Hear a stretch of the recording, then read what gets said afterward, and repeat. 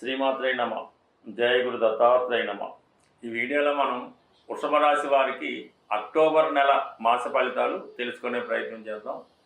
మరి వృషభ రాశి వారికి ఈ నెల 18వ తారీఖు వరకు గ్రహస్థితి ఒక విధంగాను, దాని తర్వాత కొన్ని గ్రహాల మార్పు వల్ల కొన్ని మార్పులు జరగబోతున్నాయి. అయితే ముఖ్యంగా గురువు ఈ నెల యందు అక్టోబర్ 18 వరకు ధనస్థానంలో ఉండడం వల్ల ఈ రాశి వారికి అటు కుటుంబ సంబంధించిన విషయాలు, ఆర్థిక సంబంధించిన విషయాలు మీకు చాలా అనుకూలంగా ఉంటాయి. మీ యొక్క మాటకి విలువ పెరుగుతూ ఉంటుంది. కుటుంబంలో మీ యొక్క గౌరవం పెరుగుతూ ఉంటుంది. కుటుంబంలో ఎవరో ఒకరికి కొత్తగా ఉద్యోగం రావడం కానీ, వారికి వివాహం నిశ్చయం అవడం కానీ, వారికి ఆదాయం పెరగడం కానీ ఇవన్నీ ఉండడం వల్ల ఎక్కువ మీరు కూడా 10 మంది మంచి కోరుకోవడం, వారికి తగు విధంగా సహాయం చేయడం వల్ల మీ కుటుంబం యొక్క ప్రతిష్ట కూడా పెరగడం జరుగుతూ ఉంటుంది. మరి ఈ గురువు మీకు అష్టమ లాభాధిపతిగా, గురువు యొక్క బలాన్ని బట్టి, గురువు యొక్క స్థితిని బట్టే మీ యొక్క ఆర్థికపరమైనటువంటి విధానం అంతా ఆధారపడి ఉంటుంది. మీ యొక్క జన్మజాతకంలో గురువు ఎంత బలంగా ఉంటే మీ యొక్క ఆర్థిక స్థితి అంత విధంగా పెరుగుతూ ఉంటుంది.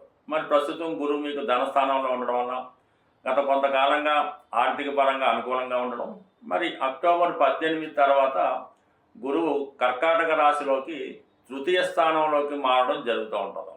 అంటే గురువు ఉచ్చులోకి వెళ్ళడం వల్ల మీ యొక్క ఆర్థిక స్థితి కూడా చాలా వరకు పెరుగుతుంది. ఆలోచన విధానంలో కూడా మార్పు వస్తుంది.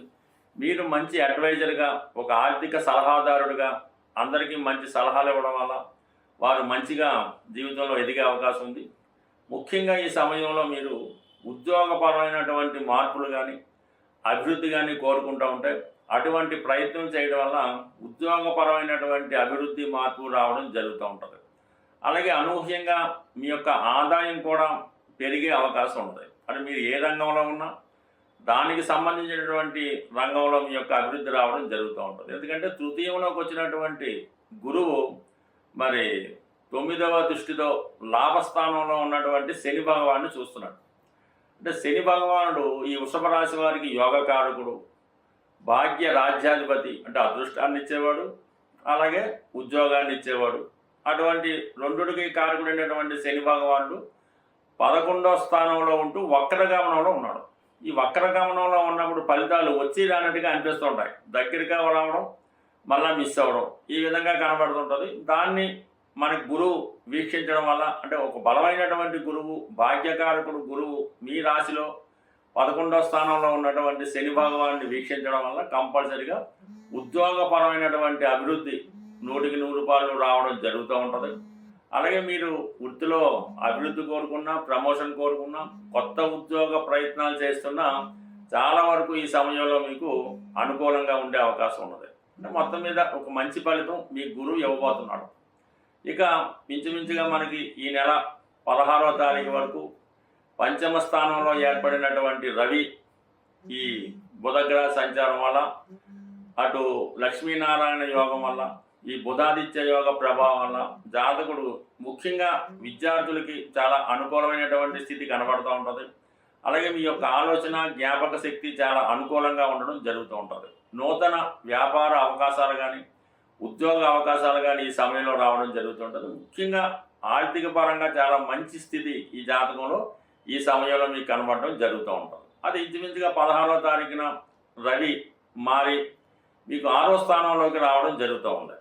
అక్కడ 6వ స్థానం అనేది విజయస్థానం కాబట్టి రవి లాంటి గ్రహాలు 6వ స్థానంలోకి వచ్చినప్పుడు మరి ఎస్పెషల్లీ ఈ వృషభ రాశి వారికి ప్రభుత్వ సంబంధించిన లావాదేవీల్లో కానీ, ఆర్థికపరమైనటువంటి కోర్టు సంబంధించినటువంటి చిక్కులు చికాకులు ఉన్నా అవన్నీ కూడా చాలా వరకు సాల్వ్ అవ్వడం జరుగుతూ ఉంటుంది.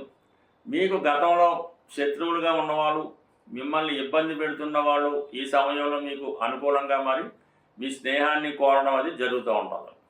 అలాగే బుధగ్రహం కూడా ఇంచుమించుగా రవితో కలిసి సంచరించడం వల్ల వ్యాపార పరంగా అయితేనే, విద్యా సంబంధించిన విషయాల్లో ఎప్పుడు కూడా ఏదో కొత్త నిర్ణయం తీసుకొని దాన్ని అమలు చేయడం కూడా ఆటోమేటిక్గా జరుగుతూ ఉంటుంది. సో ఇవన్నీ ఒక ఎత్తు అయితే, మీకు శుక్రగ్రహం రాష్ట్రాధిపతిగా ఉన్నటువంటి శుక్రుడు ఈ నెల ప్రారంభంలో 4వ స్థానంలో సంచరిస్తూ కేతు గ్రహంతో కలియడం జరుగుతూ ఉంటాయి.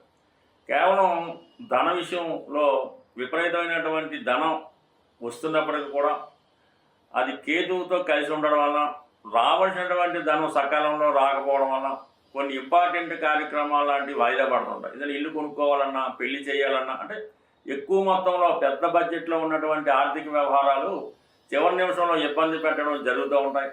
సో అందువల్ల ఏంటంటే మీరు ఏదైనా పెద్ద కార్యక్రమాలు పెట్టుకున్నప్పుడు సోర్స్ ఆఫ్ మనకి ఏదైతే వచ్చే ఆదాయ వనరులు ఉన్నాయో ఒకరి మీదే నమ్మకుండా ఒకళ్ళిద్దరు విధంగా నమ్ముకొని ఆ ప్రయత్నాలు చేసుకుంటే చాలా వరకు మీ యొక్క ప్రయత్నం నెరవేరే అవకాశం ఉంది. అలాగే అటు క్రీడా రంగంలో ఉన్న నూతన ఉద్యోగ ప్రయత్నం చేస్తున్న కుజుని యొక్క బలం వల్ల చాలా వరకు మీ యొక్క సక్సెస్ రాబోతుంది. అలాగే ఆరోగ్యపరంగా కొంత శ్రద్ధ ఈ సమయంలో మీరు తీసుకోవడం జరుగుతుంది. మనం గోచార ఫలితాలు తెలుసుకునే ప్రయత్నంలో కేవలం మీ యొక్క చంద్రుడి యొక్క స్థితిని ఆధారంగా తీసుకుని మాత్రమే మిగతా గ్రహాలు సంచారాన్ని మీకు తెలియజేయడం జరుగుతూ ఉంటుంది. ఇందులో చెప్పిన ఫలితాలు చాలా వరకు జరగవచ్చు, జరగకపోవచ్చు. అయితే ఎలాగైతే చంద్రుడి యొక్క రాశి ఉంటుందో మిగతా రాశుల మీద కూడా, అంటే బుధుడు, శుక్రుడు ఈ రాశుల వారి మీద కూడా ఈ గ్రహాలు మారినప్పుడు దాని ప్రభావం కనబడుతూ ఉంటుంది. ఉదాహరణకి మీ జన్మ జాతకంలో శుక్రగ్రహం ఉన్న చోటికి గురుగ్రహం వచ్చిన, గురుగ్రహ వీక్షణ ఉన్న వివాహం కంపల్సరీగా జరుగుతూ ఉంటుంది.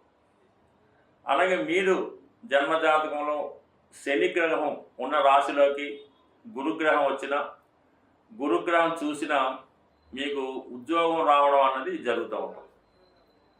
అలాగే బుధుడు ఉన్న రాశిని గురువు చూసిన, గురువు ఆ గ్రహం మీద సంచారం చేసిన విద్యలో అభివృద్ధి కలుగుతుంది, స్థిరాస్తి కొనుక్కునే ప్రయత్నాలు జరుగుతూ ఉంటాయి. అలాగే కేతువు ఉన్న స్థానంలోకి శని వచ్చినప్పుడు ఉద్యోగం పోవడం జరుగుతూ ఉంటుంది. రాహు ఉన్న స్థానంలోకి శని వచ్చినప్పుడు ఉద్యోగపరమైన అభివృద్ధి, టెక్నికల్ డెవలప్మెంట్ జరుగుతూ ఉంటుంది.